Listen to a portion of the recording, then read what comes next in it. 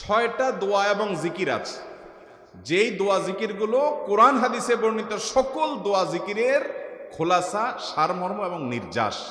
এই 6টাকে যদি কোনো মুসলমান নিয়মিত আঁকড়ে ধরে, তাহলে কোরআন এবং হাদিসের যত দোয়া এবং জিকির আছে কেমন যেন তার নির্যাসটা নিয়মিত সে আমল করলো। বলবো সেগুলা।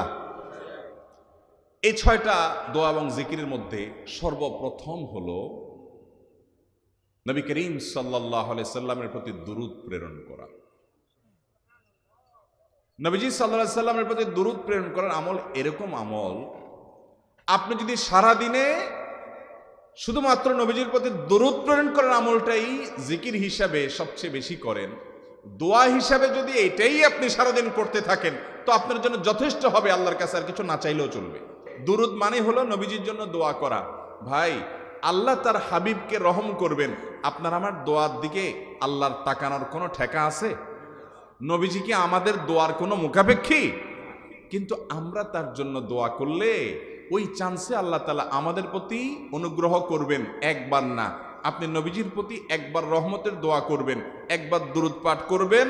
মান সাল্লা আলাইয়া মাররাতান সাল্লাল্লাহু আলাইহি আশরা, নবীজি সাল্লাল্লাহু আলাইহি সাল্লাম বলেছেন, একবার আমার জন্য তোমরা দোয়া করলে, আমার প্রতি দুরূদ পাঠ করলে, আল্লাহ তাআলা তোমাদের জীবনে 10 বার 10 জায়গায় 10 টাইমস তোমাদের উপর আল্লাহ তাআলা অনুগ্রহ করবেন। আপনি টেরও পাবেন না কত জায়গায় আল্লাহ অনুগ্রহ করেছেন। আল্লাহ বাঁচাই দিয়েছেন, একটুর জন্য শেষ হয়ে যান নাই। ওই যে দুরূদ পড়ছেন, আল্লাহ তাআলা রক্ষা করছে, আপনি খবরও নাই। আল্লাহ তাআলা আপনার প্রতি বিশাল একটা দান করছে, আপনি লক্ষ্য করেন নাই। ওই যে দুরূদ পড়ছেন একবার, 10 বার রহমত হবে। এভাবে যত দুরূদ পড়বে সে তত রহমত এবং অনুগ্রহ পাবে। বেশি করে পাঠ করবো তো ইনশাআল্লাহ। সবচেয়ে শ্রেষ্ঠ দুরূদ, সবচেয়ে উত্তম দুরূদ হলো দুরূদ ইব্রাহিম, যেটা নামাজে পড়েন। আর সবচেয়ে সংক্ষিপ্ত দুরূদ হলো সাল্লাল্লাহু আলাইহি ওয়াসাল্লাম। এছাড়া নবীজির প্রতি দোয়ামূলক যে কোনো দুরূদই আল্লাহর কাছে গ্রহণযোগ্য হতে পারে, যদি দুরূদের অর্থের মধ্যে, কথামালার মধ্যে খারাপ কিছু না থাকে। 6টা দোয়া হলো কোরআন হাদিসের শত শত সহস্র দোয়ার নির্যাস এবং খোলাসা। তার 1 নম্বর হলো দুরূদের আমল। করবো না বেশি বেশি ইনশাআল্লাহ। আমার জীবনে বহুবার এমন হয়েছে, বহুবার এমন এমন বিপদ যে দেয়ালে পিঠ ঠেকে গেছে, এখান থেকে উদ্ধারের কোনো পথ আর চোখের সামনে দেখা যাচ্ছে না। আমি এই আমলটি, এর পাশাপাশি ইস্তেগফারের আমল, যেটা 2 নম্বরে বলবো আমি, এই 2টি আমল কন্টিনিউয়াসলি করে গেছি, হরদম প্রতি নিঃশ্বাসে নিঃশ্বাসে, বাস টয়লেটের টাইম বাদে বাকি ফুল টাইম এটা দুরূদ এবং ইস্তেগফার অব্যাহত রাখছি। আল্লাহ তাআলা এমন ভাবে অলৌকিকভাবে উদ্ধার করেছেন যে আমার কল্পনায়ও আসে না যে এখান থেকে এভাবে হেল্প হতে পারে। ভাইরা আমার অভিজ্ঞতার 2 পয়সার কোনো মূল্য নাই। আমার অভিজ্ঞতা কি আসলো না আসলো এটাতে কিছু আসে যায় নাই। রহমতুল লিল আলামিন আল্লাহর রাসূল, আল্লাহর নবী ওয়াদা করেছেন যে আপনার পেরেশানি দূর হবেই হবে ইনশাআল্লাহ। অতএব দুরূদের আমল বেশি বেশি করবো না ইনশাআল্লাহ। নাম্বার 2, ইস্তেগফার।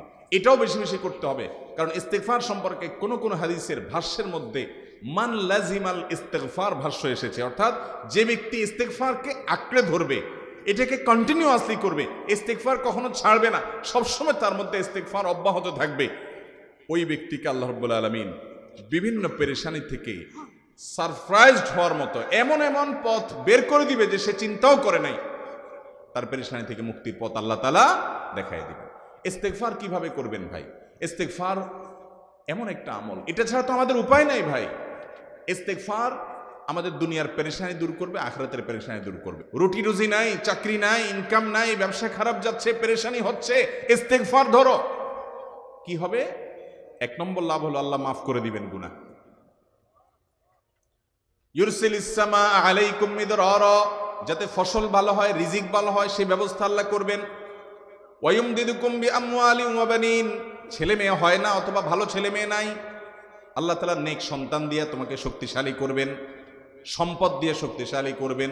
ওয়াজআল লাকুম জান্নাতিন ওয়াজআল লাকুম আনহারা, আল্লাহ তাআলা প্রসবন দিবেন, ফসল দিবেন, বরকত দিবেন রুজিতে। কিসের মাধ্যমে? ইস্তেগফার দেন। ভাইরা আমার, ইস্তেগফার সকল সমস্যার সমাধান। ইস্তেগফারের ভিতরে সবচেয়ে শ্রেষ্ঠ ইস্তেগফার হলো সাইয়্যিদুল ইস্তেগফার। সাইয়্যিদুল ইস্তেগফারটা যদি মুখস্থ না পারেন, অন্তত লিখিত ভার্সনটা পড়েন। সাইয়্যিদুল ইস্তিগফারের যে অর্থ, এটার যে মর্ম বড় হৃদয়গ্রাহী ভাই, বড় মর্মস্পর্শী। ইমানদার এটার অর্থের দিকে তাকায় যদি পড়ে তো তার অন্তর না গলে পারে না। ভাইরা আমার, অর্থের দিকে লক্ষ্য করে করে মর্মটা বুঝে বুঝে একটু সাইয়্যিদুল ইস্তিগফার পড়েন। লেখা দেখে দেখে পড়েন, ইউটিউব থেকে দেখে দেখে পড়েন, কিন্তু পড়েন। এটা হলো বড় ইস্তিগফার। এত বড় ইস্তিগফার পড়তে পারেন না, কোনো পেরেশানি নেই, কোনো অসুবিধা নেই। সবচেয়ে ছোট ইস্তিগফার হলো আস্তাগফিরুল্লাহ, আস্তাগফিরুল্লাহ, আস্তাগফিরুল্লাহ। আল্লাহ আপনার কাছে ক্ষমা চাই, কত ভুল হয়ে যায়, কত অন্যায় হয়ে যায়। ভাইরা আমার, এটা হলো রিমুভার। ভুল করে কিছু লিখছেন, রিমুভ করে ফেলছেন, শেষ হয়ে গেছে। আপনি ঘন ঘন ইস্তিগফার পড়তে থাকেন। অগণিত ভুল হয়, অগণিত ত্রুটি হয়, বারবার ইস্তিগফার এগুলোকে সবগুলোকে শেষ করে দেয়। ভাইরা আমার, নিরাপত্তা এনে দেয়। আল্লাহ কোরআনে কারিমে বলেছেন যে আপনার রব আপনার কওমের প্রতি আযাব নাজিল করবেন না যদি আপনি থাকেন। আর যদি তারা ইস্তিগফারে রত রাখে তাহলে গণ আযাব আল্লাহর পক্ষ থেকে আসবে। আরেকটা ইস্তিগফার হাদিসে বর্ণিত, আস্তাগফিরুল্লাহাল্লাযী লা ইলাহা ইল্লা হুয়াল হাইয়ুল কাইয়্যুম ওয়া আতুবু ইলাইহি ওয়া লা হাওলা ওয়া লা কুওয়াতা ইল্লা বিল্লাহ। এটাও ইস্তিগফার।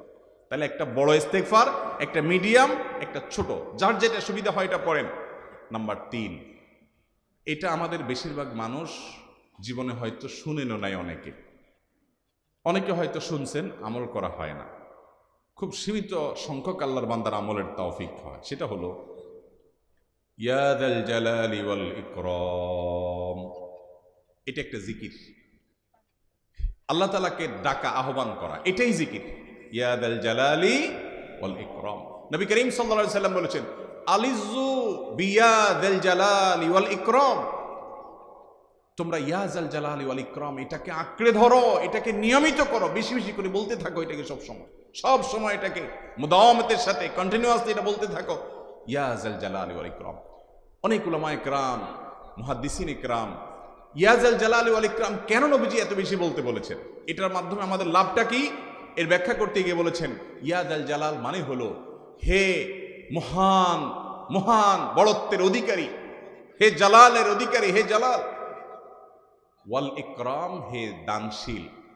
তাহলে প্রথম বাক্যে আল্লাহর বড়ত্বের কথা স্বীকৃতি দিয়ে প্রশংসা করা হয়, আর দ্বিতীয় বাক্যে হে দানশীল বলে আল্লাহ তাআলার কাছ থেকে চাওয়া হয় যে আপনি যেহেতু দানশীল এবং আপনি যদি মহান, অতএব আপনি আমাকে দান করেন। এটা ডাকলেই, আল্লাহকে এই বলে ডাকলেই চাওয়া হয়ে যায়। এই জন্য বেশি বেশি করে ইয়া যাল জালালি ওয়াল ইকরাম পড়তে হবে। তার 4 নম্বর হলো লা হাওলা ওয়ালা কুওয়াতা ইল্লা বিল্লাহ। লা হাওলা ওয়ালা কুওয়াতা ইল্লা বিল্লাহ।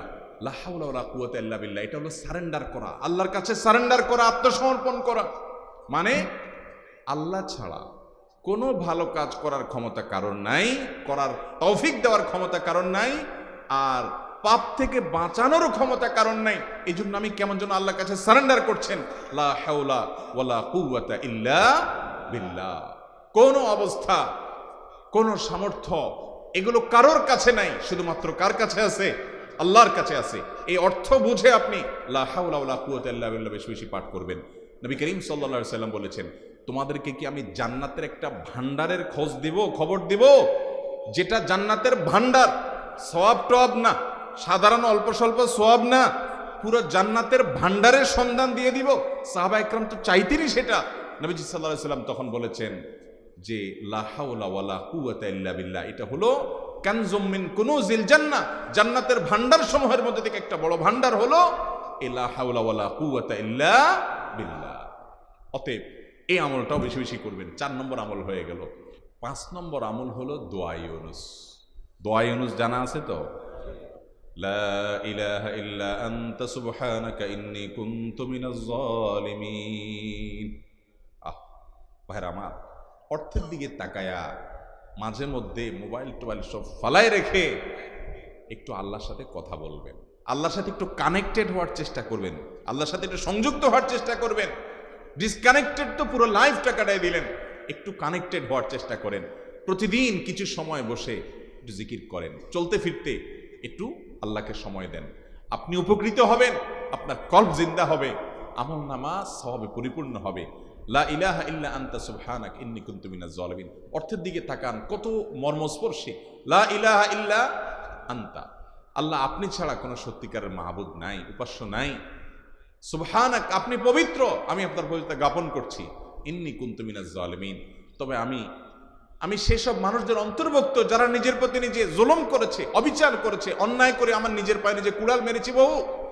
এই বাক্য পাঠ করার পর ইউনুস আলাইহিস সালামকে শুধু রক্ষা করেছেন আল্লাহ তাই নয়, আল্লাহ বলেছেন একইভাবে তাকে যেরকম রক্ষা করেছি, এই বাক্য যদি কেউ পড়ার মতো পড়ে, হক আদায় করে পড়ে, মনের গভীর থেকে পড়ে, মর্ম উপলব্ধি করে পড়ে, নিয়মিত পড়ে, ওয়াকাযালিকা নুনজিল মুমিনিন, ঈমানদারদেরকে আমি রক্ষা করে দেবো এভাবে। ভাইরা আমার, আমরা বিপদ আপদে পড়লে হুজুরদের কাছে চলে যায় দোয়ার জন্য। অনেকে মাজারে চলে যায়, সেখানে মানত করে, টাকা পয়সা দেয় বিপদ উদ্ধার করার জন্য। কপাল পড়া জানে না ও কার গোলাম, ও আরশে আজিমের মালিকের গোলাম, তার সাথে ডাইরেক্ট কানেক্টেড হওয়ার সুযোগ আছে, শুধু ইউজ করলেই হয়, সুইচ দিলেই হয়। কপাল পড়া জানে না, ডানে বামে গিয়ে নিজের আমল বরবাদ করে, ইমান বরবাদ করে, তাওহীদ নষ্ট করে। ভাইরা আমার, তাহলে যে কোনো সমস্যা ফিল করি অথবা স্বাভাবিক অবস্থাতে দোয়া ইউনুস পাঠ করব।